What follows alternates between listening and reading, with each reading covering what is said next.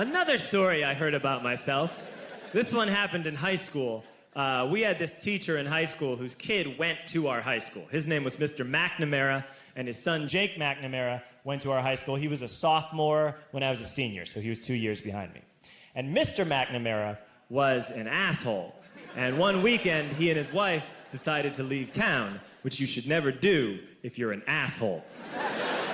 And Jake McNamara decided to throw a party at the teacher's house. Hooray!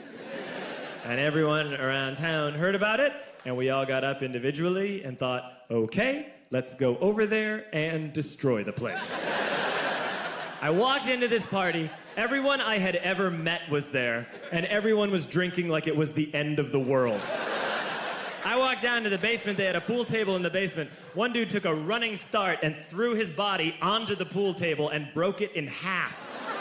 Another kid found out which room was Mr. McNamara's and went upstairs and took a shit on his computer. I'm standing in the basement and I'm holding a red cup. You've seen movies. And I'm standing there and I'm holding a red cup and I'm starting to black out. And I guess someone said like, something police.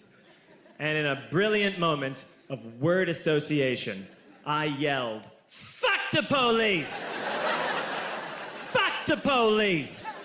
And everyone else joined in. 100 drunk white children yelling, "Fuck the police!" With the confidence of guys who have like already been to jail and aren't afraid of it anymore. You know, that like, I serve my nickel, you come and take me confidence. But white children. The reason someone had said something police was because the police were there. So a Chicago police officer walked down the stairs and got to the bottom in the basement and looked out over a sea of drunk toddlers yelling, "Fuck the police," in his face. And he was almost impressed. He's like, wow. And then he leaned into his walkie-talkie and went, "Get the paddy wagon." And my friend John, who is now a father, this man now has a baby, he grabbed a 40, smashed it on the ground and yelled, "Scatter!" And everyone ran in a different direction.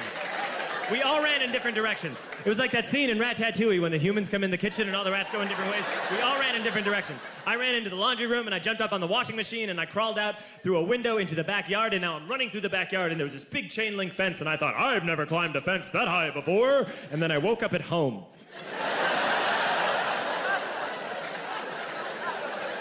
On Monday, I went to school because that's what we did back then.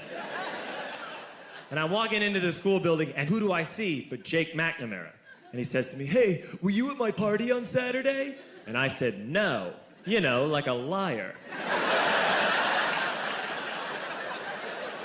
And he said things got really out of hand. Someone broke the pool table. Someone took a shit on my dad's computer. But the worst thing, he says, the worst thing is that someone stole these old antique photos of my grandmother, and my parents are freaking out about it. And I had that thought that only blackout drunks and Steve Urkel can have.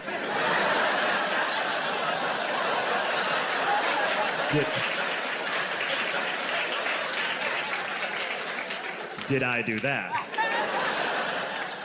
I figured, no, I wouldn't have done that. But I was never sure until 2 years later. Relax. I'm playing video games with this kid named Alex that we also went to high school with. 2 years later, we've graduated by now. We're playing video games for a couple hours. And then Alex says to me, "Hey, come here. I want to show you something." And he takes me into his bedroom. And then he takes me into a side room off of his bedroom. Never a good thing to have. And he shows me a tiny room that is covered wall to wall in stolen antique photos from different people's parties over the years.